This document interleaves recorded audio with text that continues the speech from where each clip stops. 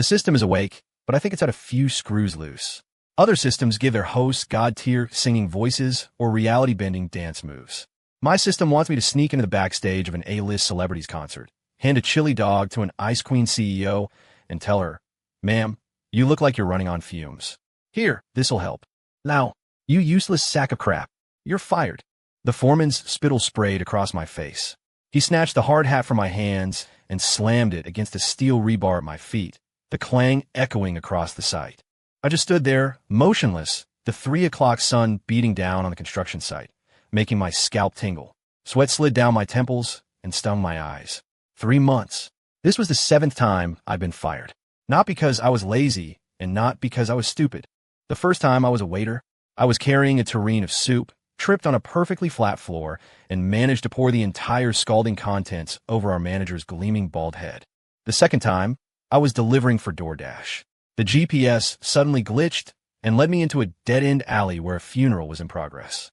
I stood there, holding a bag of spicy tacos, staring at a crowd of people in black mourning clothes. The third time, long story short, my life is a badly written tragicomedy, and I'm the clown who's always taking a pratfall. Ding! A crisp, electronic tone exploded in my mind, detecting host's intense frustration and resentment. Conditions met for binding the thespian's discipline system. System binding. 10%. 50%. 100%. Binding complete. Hello, host Leo Schmidt. This system is dedicated to cultivating you into a world-class, award-winning actor. I froze. Was I hallucinating? Heat stroke? I shook my head, but the voice chimed in again. Newbie mission issued. Infiltrate the backstage area of the Starlight Gala concert. Mission target. Locate the woman with the most powerful aura in the entire venue. Mission action. Hand her a chili dog. Mission dialogue. Ma'am, you look like you're running on fumes. Here, this'll help. Mission reward. 1 newbie gift pack. Failure penalty. Publicly perform the 1,000 Years of Death for 1 minute. I turned to stone right where I stood. The Starlight Gala? Wasn't that the biggest concert in the city tonight? The solo tour for the A-list singer Serafina Vance. I heard scalp tickets were going for 5 figures. Sneak backstage? Find the woman with the most powerful aura? Hand her a chili dog? Does this system have a serious malfunction? And that failure penalty? What the hell is 1,000 years of death? It did not sound like a legitimate acting technique. I swallowed hard, trying to negotiate with the thing in my head. Hey, system bro, can we maybe swap this for a different mission? Like, maybe I could go haul bricks for another day on a different site. Host, please be advised, this system does not offer a bargaining function. Mission countdown. 5 hours, 27 minutes, 13 seconds. The cold, electronic voice was devoid of any emotion. I looked down at my dust-covered work clothes and my pockets, which were emptier than my future. I let out a long sigh. Fine. My life was already in the gutter. What was one more ridiculous disaster? 5 hours later, I was standing outside the employee entrance of the Starlight Arena, holding a greasy paper bag. Inside were 3 chili dogs I'd just bought from a street cart. The overwhelming scent of chili and onions drilled in my nostrils. I'd changed into a faded t-shirt and old jeans, looking completely out of place among the sharply dressed crew members bustling around. How was I supposed to get in? I paced back and forth, anxious as a cat in a room full of rocking chairs. Just then, a group of people in uniform pushed several massive equipment cases past me. They were moving so fast that a lanyard with an all-access pass fell off one of the cases. My eyes lit up. I lunged, snatching it off the ground before anyone else could notice and stuffing it into my pocket. My heart hammered against my ribs. I took a deep breath, looped the lanyard around my neck, and tried to look like a busy stagehand. Head down, I walked toward the employee entrance. The security guard glanced at me, saw the pass, and waved me through. I was in. I actually got in. The backstage area was a chaotic whirlwind of people. Makeup artists, lighting techs, backup dancers. Everyone was rushing around. I ducked into a corner, trying to make myself invisible while straining to pick up any useful information. Hustle, hustle. Lighting rig, hey, get into position. Serafina's earpiece is acting up. Get tech over here now. Has Ms. Sterling arrived yet? We can't keep the money waiting. Ms. Sterling? My ears perked up. To be called Ms. and be the money. Her aura had to be pretty strong, right? I quietly flagged down a younger guy who looked approachable, gestured with my paper bag, and whispered, "Hey man, you know where the VIP lounge is?" Ms. Sterling ordered some. Special late-night catering. I gotta get it to her ASAP. The guy wrinkled his nose at the smell of my chili dogs but pointed down a hallway. Into the hall. Turn left. Can't miss it. Thanks. I scurried off in that direction. At the end of the hall, a heavy wooden door was slightly ajar, a brass IP plaque gleaming on its surface. I could hear muffled conversation from within. This was it. I took a moment to compose myself, gripping the greasy bag tighter. It was now or never. I pushed the door open. The conversation inside stopped instantly. A dozen pairs of eyes swiveled toward me like searchlights, pinning me in place. The room was filled with middle-aged men in expensive suits, all of them exuding an air of importance. But they were all orbiting one woman, seated in the center of the main sofa. She wore a perfectly tailored black power suit, her long hair swept up in an impeccable bun. Her face was so exquisitely sculpted it could have been carved from ice, with pale skin and sharp, almond-shaped eyes that seemed to pierce right through you. She just sat there, silent, her expression a blank mask, yet the atmospheric pressure in the room was suffocating. There was no doubt. She was the one, the woman with the most powerful aura in the room. System, I found the target. My palms were sweating, but the thought of that horrifying failure penalty forced me forward. Under a dozen pairs of scrutinizing, baffled, and slightly hostile gazes, I walked up to her. I held out the greasy paper bag. The 3 chili dogs swung through the air on their unglamorous trajectory. I cleared my throat and, summoning every ounce of courage I had, recited the system's script word for word. Ma'am, you look like you're running on fumes. Here, this'll help. Silence. A dead, suffocating silence. The very air seemed to have frozen solid.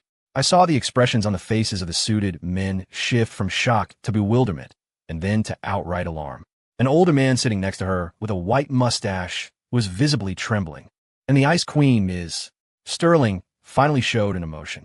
She lifted her eyes slightly, those razor-sharp irises landing on my face, then slowly drifting down to the chili dogs in my hand. Her gaze held no anger, no disdain, only a deep, bottomless, ice-cold scrutiny. I felt like a rabbit caught in the crosshairs of a hawk, a chill running from my scalp to my toes. Who are you? Her voice was as cold as her persona, dripping with frost. How was I supposed to answer that? I'm a construction worker who just got canned, temporary side quest triggered. Identity setting. A reclusive master who walks among mortals. Please deliver the following line in the most nonchalant tone possible. Who I am is not important. What's important is that the wind is rising. Are you kidding me? System, you're trying to get me killed. What freaking wind? This VIP lounge was hermetically sealed. But beggars couldn't be choosers. I forced a mysterious smile onto my face, lowered my voice to sound like I was burdened with ancient wisdom, and said, who I am is not important. What's important is that the wind is rising. The moment the words left my mouth, the old man who had been standing meekly behind Ms. Sterling suddenly went rigid. He snapped his head up, staring at me with an incredulous expression, a mixture of ecstatic joy and profound awe. His lips trembled as if he were witnessing a miracle. The wind is rising, he whispered to himself, then whipped his head toward Ms. Sterling, his voice cracking with emotion. Miss, it's the wind is rising. It's the code phrase the old patriarch left behind. He said that when the Sterling family faced its darkest hour, a master would come to our aid, using that very phrase as a sign. Me? What the hell? Code phrase? A master? I'm just a chili dog guy. Ms. Sterling, whose full name I now gathered was Isabella Sterling, showed the first crack in her icy facade. Her examination of me grew more complex, laced with probing curiosity, suspicion, and a sliver of something she herself didn't seem to recognize. Oh, you, she began. Sir, the old man, who they called Arthur, had already rushed to my side, so excited he was about to grab my hand. You finally come. The Sterling family is saved. I instinctively jerked my chili dog hand back. No way was I getting grease on that expensive-looking bespoke suit. To Arthur, however, my reaction was proof of a master's detached nature, an unwillingness to engage too closely with the mortal world. His respect for me deepened. He bowed low. Sir, your arrival is a great honor. Please forgive our humble reception. The other suited men in the room finally caught on, rising to their feet and flashing me smiles that were a mix of awe and ingratiation. So you're the master the old patriarch sent for. A pleasure, a true pleasure. I was completely lost. What was happening? I was just here to complete a mission. How did I get promoted to master? Isabella Sterling stood up. She was tall and slender, and even in heels, she was only a half head shorter than me. A cool, floral scent mixed with an overpowering sense of authority washed over me as she approached. "Sir, please have a seat." Her voice was still cold, but it now carried a note of courtesy. I was half pushed, half guided by Arthur onto the main sofa, the very spot Isabella had just vacated. The moment my butt hit the plush leather, I felt completely out of place. Isabella sat in a single armchair next to me, her sharp eyes never leaving my face. "How should we address you, sir?" "Dialogue, it was just a call sign. I've forgotten it." My twitched. I had no choice. "It was just a call sign. I've forgotten it." Arthur slapped his thigh, his face beaming with admiration. The bearing of a true master, one who has transcended such meaningless concepts as names. "Your level of enlightenment is beyond our comprehension, sir." "Me? I'm begging you. Please stop making stuff up." Isabella was clearly more level-headed than Arthur. She ignored his fawning and cut straight to the chase. "Sir, since my grandfather sent you, you must be aware of the crisis our family is currently facing." "I have no idea. I don't even know what your family does." But I couldn't say that, could I? I had to maintain my mysterious persona. I gave a slow, deliberate nod and forced a single syllable from my throat. "The Davenports have been relentless, backing us into a corner. They've allied with several of our old rivals, and they plan to force us out of the market completely at tonight's auction." Isabella's voice was laced with steel. "They already know our hand. It's a checkmate situation." She paused, her gaze burning into me. "Sir, do you have a way to break this stalemate?" Every eye in the room locked onto me once again. My scalp was on fire. A way to break the stalemate? What the hell would I know? If I had answers like that, I wouldn't be hauling bricks for a living. "System, help me." System is analyzing the current predicament. Analysis complete. Stalemate solution generated. "Host, please pick up the pen and paper on the table and write the following 4 words. Kill the fuel supply." A wave of relief washed over me. Okay, this instruction was relatively normal. I picked up the pen from the coffee table and on a notepad with flourishing. No, with the unsteady scrawl of a 3rd grader, I wrote, "Kill the fuel supply." My handwriting was atrocious, a fact my teachers had lamented throughout my school years. The words looked less like a brilliant strategy and more like 4 squash spiders. Feeling a little sheepish, I pushed the notepad across the table. Arthur snatched it first. He glanced at it, took a sharp breath, and shuddered. "Kill the fuel supply. Kill the fuel supply." Brilliant. Absolutely brilliant. He was flush with excitement. We mortals were so focused on how to counter the Davenports at the auction itself, we never thought to solve the problem at its source. He reverently passed the note to Isabella. Isabella stared at the 4 spider-like words, her brow furrowed in deep thought. After a few seconds, her expression cleared, and her eyes lit up with a stunning brilliance. "I understand." She shot to her feet. "The Davenports are so confident because of that new overseas channel they secured. If we can cut off that channel, all of their preparations for the auction will be worthless." She looked at me, and for the first time, her eyes held genuine admiration. "Sir, your words have awakened me from my delusion." The other men in the room chimed in with their agreement. "Incredible. Truly incredible. Why didn't we think of that? The man is a genius." I sat on the sofa, watching this boardroom of business elites worship me, a fake guru, and felt like I had stepped into a surrealist painting. All I did was write 4 words. How much did you people extrapolate from my god-awful handwriting? But one of the men interjected, "That overseas channel is controlled by a shadowy organization called Viper. They're ruthless, and our people can't get anywhere near them. Cutting them off is easier said than done." The excitement in the room instantly cooled. A great plan is useless if you can't execute it. And once again, every hopeful gaze in the room fell on me. "Me? Are you people ever going to stop?" I felt like I was losing my mind. Isabella was watching me too, her voice tinged with a hint of pleading. "Sir, do you have a solution?" "System task, it's showtime." "Performance instruction, close your eyes. Tap your fingers lightly and rhythmically on the armrest of the sofa for 10 seconds. After 10 seconds, open your eyes and deliver the line. 1 hand is all it takes." Resigned to my fate, I closed my eyes. Tap, tap, tap. My fingers drummed a monotonous beat on the leather armrest. Everyone in the room held their breath, as if each tap landed directly on their own heart. 10 seconds felt like an eternity.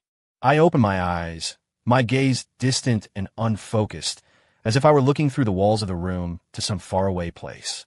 I spoke slowly my voice quiet but carrying to every corner of the room. One hand is all it takes. Boom! It was like a bomb went off in Arthur's head. He stared at me, his expression no longer one of mere reverence. He was looking at a living god walking the earth. One hand is all it takes? He stammered, his body trembling with uncontrollable excitement. Does he mean that to deal with a group like Viper, he only needs to lift a single hand to resolve the matter? What power! What magnificent confidence! They say the true titans who rule the world can change the course of history with a laugh and a wave of their hand. Today, I have seen that the legends are true. I sat there, my face a mask of indifference, my mind completely numb. Think whatever you want. I'm tired. Let the world burn. Isabella's reaction, however, was different. She wasn't swept up in the blind worship. She analyzed. She stared at me intently, as if searching for a crack in my facade. Sir, are you saying that you have a way to contact Viper? Or rather, that you have the power to make them abandon their partnership with the Davenports? What power do I have? I don't even know if Viper sells snakes or trains them. I could only continue to maintain my silence. Silence was a master's best friend. To Isabella, my silence was clearly an affirmation. She took a deep breath and made a momentous decision. Very well. We'll proceed with your kill the fuel supply strategy at tonight's auction. She turned to Arthur. Arthur, make the arrangements immediately. Pull all the capital we've allocated for the bids and redirect it to acquiring that parcel of land on the west side. Arthur was aghast. Miss, you can't. That west side parcel has potential, but it won't see returns for years. If we sink all our capital into it, and if the master's plan. He didn't finish, but his meaning was clear. If I, the master, was full of hot air, the Sterling family would be ruined beyond recovery. This was a massive gamble, a bet made with the entire fate of the Sterling family. But Isabella's gaze was unwavering. Doubt the plan, not the man. I trust him. She turned back to me, her eyes now filled with the kind of trust you place in someone holding your life in their hands. My stomach dropped. Lady, please don't trust me. I'm a total fraud. I opened my mouth, ready to explain everything. Warning, host must not break character. Failure will result in immediate execution of the 1,000 years of death penalty, upgraded to the maximum level. I snapped my mouth shut. Okay, compared to the Sterling family's bankruptcy, my own ass was slightly more important. Isabella and her team immediately launched into action, making calls and barking orders. The VIP lounge transformed into a makeshift war room, and I, the supposed supreme commander, was left completely alone. No one dared to disturb me. They looked at me as if I were a priceless national treasure they were afraid of breaking. Bored out of my mind, I remembered my original mission. The chili dogs. I still hadn't delivered my chili dogs. I picked up the greasy paper bag and walked over to Isabella, who was in the middle of call. She sensed my approach, immediately ended her conversation, and looked at me, a little tense. Sir, do you have new instructions? I shook my head and held out the bag. Ma'am, this. Before I could finish, she took it from me. She stared at the 3 chili dogs in the bag, a contemplative look on her face. A few seconds later, it was as if she'd had another epiphany. I understand, she said softly, her eyes glinting with intelligence. Sir, you're telling me to focus on the critical points. Just like these skewers, the vital parts are few. The Davenports may seem powerful, but they only have a few weak points. If we strike with precision, we can land a fatal blow. She looked up at me and gave me the faintest of smiles, a fleeting expression like the first thaw of winter. Thank you for your guidance, sir. Then, right in front of me, she dropped the 3 still warm chili dogs into a nearby trash can. Me? My chili dogs. I haven't even had dinner. There is nothing more painful in this world than being a fraud who is constantly being overanalyzed. Except perhaps being a fraud who is constantly being overanalyzed on an empty stomach.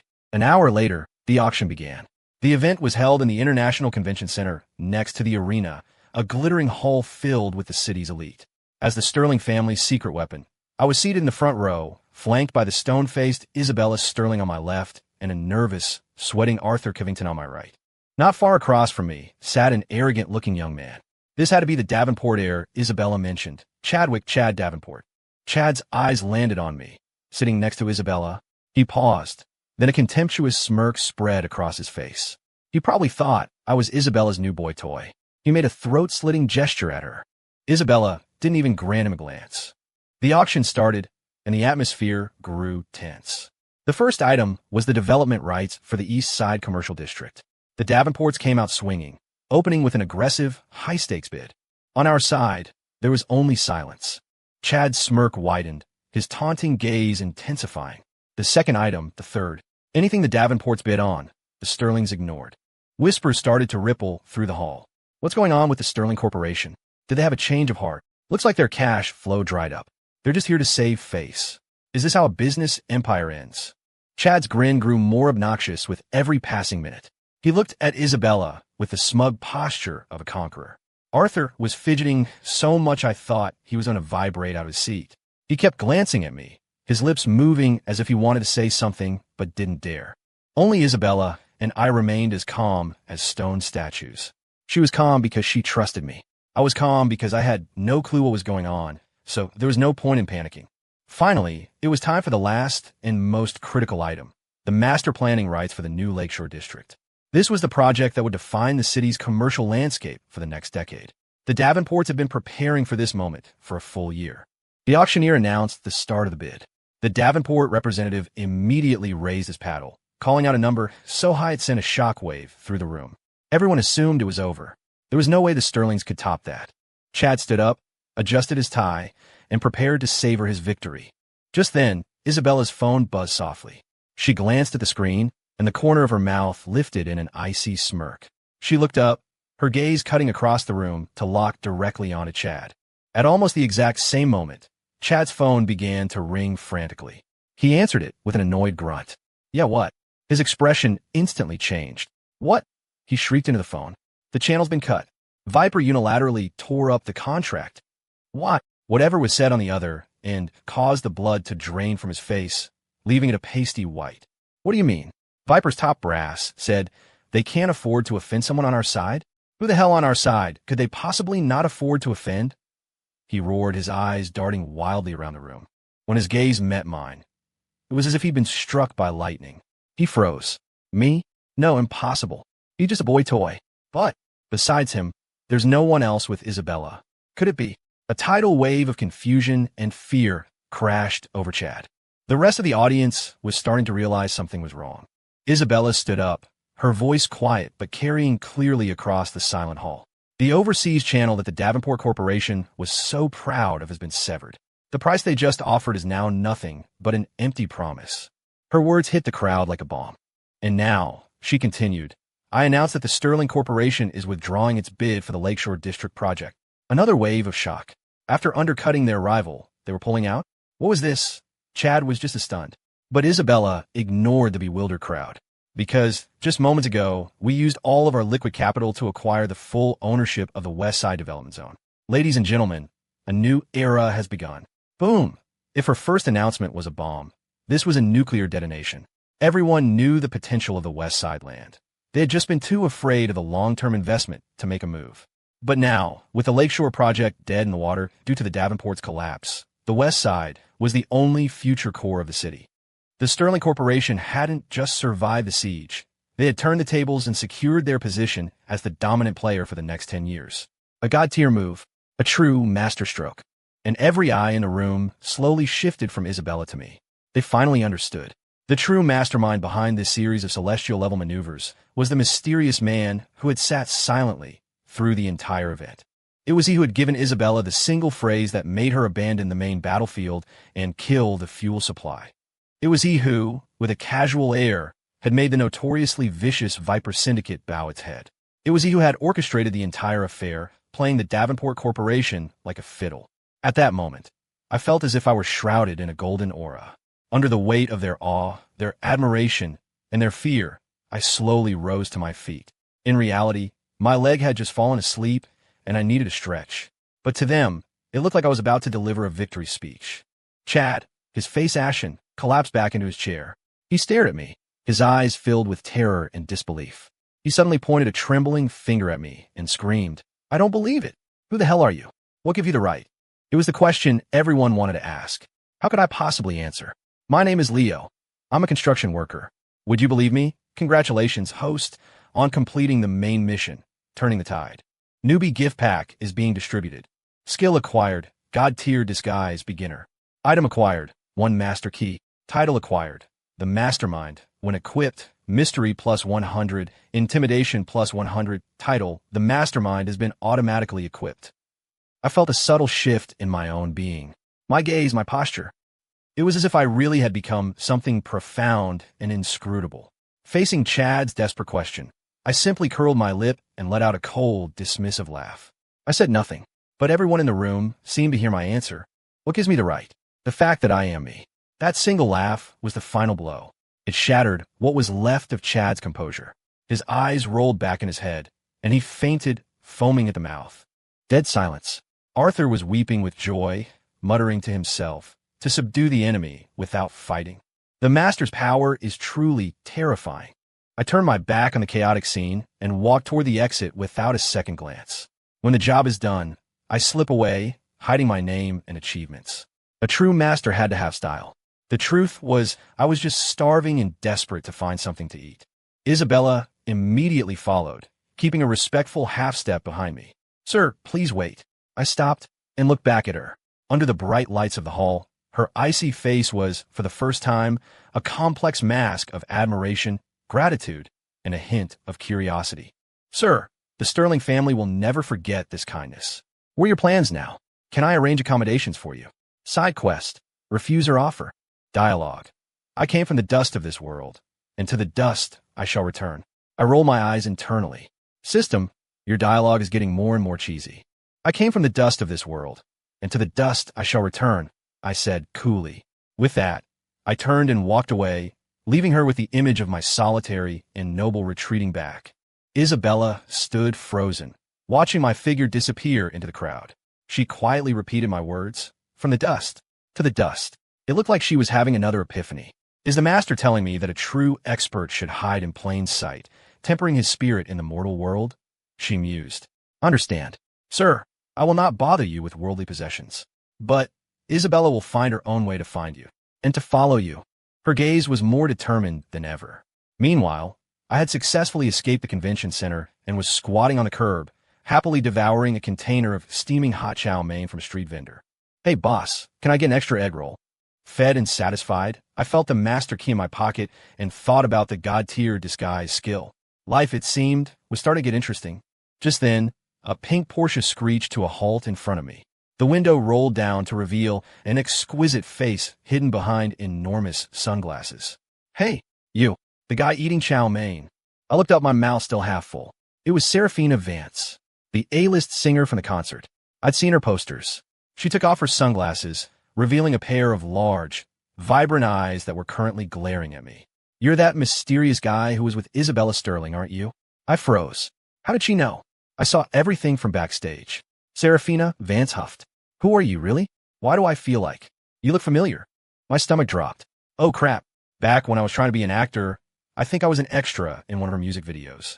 I played a random thug she took down with one move. Was it possible she recognized me from that? "You got the wrong person," I said, denying it instantly. "No way," Serafina insisted. "I've seen you. Weren't you the guy selling bootleg light sticks outside my last concert?" "Me? Lady, your memory is way too good. Listen," Serafina suddenly lowered her voice, leaning closer conspiratorially. "I could tell you're not just some random guy. Do me a favor, and I'll give you $1 million. My eyes went wide. $1 million? What kind of favor? I asked instinctively. Serafina bit her lip, looking like she was about to take a desperate plunge. My old man is trying to force me into an arranged marriage with some guy I can't stand. You pretend to be my boyfriend and help me scare him off. I looked at her face, which was practically screaming, "Please say yes," and then I thought about that $1 million. I was about to nod. Warning: host reclusive master persona is still active. Temporary mission: refuse her. Dialogue: the trivial matters of the mortal world have nothing to do with me. Me? $1 million, right there for the taking. My heart was bleeding, but my face could only assume a mask of profound indifference. I slowly uttered the 8 words: the trivial matters of the mortal world have nothing to do with me. After delivering the line, I picked up my chow mein and walked away. Behind me, Serafina's indignant voice called out, "Hey, apartment." I lay on my creaky single bed, my mind racing. In a single day, I had gone from fired construction worker to a reclusive master in the eyes of business titans, and I turned down $1 million from an A-list celebrity. The highs and lows were giving me whiplash. System, When does this master persona end? I asked. The persona is a long-term passive effect. It cannot be removed until you have acquired sufficient strength. My world went dark. So, for the foreseeable future, I was stuck in this pretentious shell, forced to live this life of reluctant awesomeness. Was my life ever going to be normal again? The next morning, I was woken by a series of sharp knocks on my door. I groggily opened it to find a man in a crisp suit standing outside. Mr. Leo Schmidt. I nodded. I'm from the Sterling Corporation's Human Resources Department. The man handed me a business card. Our CEO, Ms. Isabella Sterling, would like to formally offer you the position of Chief Strategic Advisor for the Sterling Corporation. The annual salary is... He paused for dramatic effect, then named a figure that made my heart stop. $2 million. I sucked in a sharp breath. The job responsibilities are very light, the man continued. You're not required to clock in or handle any specific corporate affairs. You simply need to exist. To exist, yes. The man adjusted his gold-rimmed glasses, his expression completely serious. Your very existence is the Sterling Corporation's most valuable strategic asset. Ms. Sterling refers to it as hiding in plain sight. I was numb, completely numb. Just because I put on an act yesterday, they were now going to pay me $2 million a year just to exist? Was this the easiest money in the world? I was just about to accept. Ding. Main quest updated. Main quest. An actor's breakthrough. Quest objective. Refuse the offer from the Sterling Corporation and enroll as a trainee at Stardust Entertainment. Quest reward. God-tier singing voice. Beginner. Failure penalty. Streak through the city's Central Plaza while singing the theme from Cops. Me? System. I think you have a personal grudge against me. My $2 million salary. You want me to be a trainee? Do you have any idea how hard trainees work? For no pay. I looked at the HR manager's expectant face and forced the words through my teeth. I refuse. The HR manager was stunned. WHY? Is the salary not to your satisfaction? We can negotiate. Dialogue. How can a sparrow comprehend the flight of an eagle? With tears in my heart, I recited the line. How can a sparrow comprehend the flight of an eagle? The HR manager looked as if he'd been struck by lightning. He stared at me, then at my tiny, damp, dark basement room, and then replayed my words in his head. His expression was a cocktail of shock and confusion. He didn't understand, but he was deeply shaken. He gave me a deep bow. I see. It is we mortals who have been presumptuous. I will report back to Ms. Sterling immediately. He left in a daze. I shut the door, fell face first onto my bed, and screamed silently into my pillow. My $2 million. My chief advisor position. Gone just like that. Why is life so hard? Epilogue. In the top floor office of the Sterling Corporation. Isabella Sterling stood before the massive floor-to-ceiling windows, looking out over the sprawling city. The HR manager stood respectfully behind her, reporting on what had happened. And he refused, Miss. He said, how can a sparrow comprehend the flight of an eagle? Isabella's face showed no surprise. I expected as much, she said calmly. She turned, walked to her desk, and opened an encrypted video file on her computer. It was the security footage from last night's auction. She paused the video on the exact moment Leo stood up and gave Chad that cold laugh. She zoomed in and zoomed in again until she could clearly see every micro-expression on Leo's face. His eyes, while seemingly contemptuous, held, if you look very closely, a flicker of panic. His lips, though curled into a smirk, showed a muscular tension that was just a little too stiff.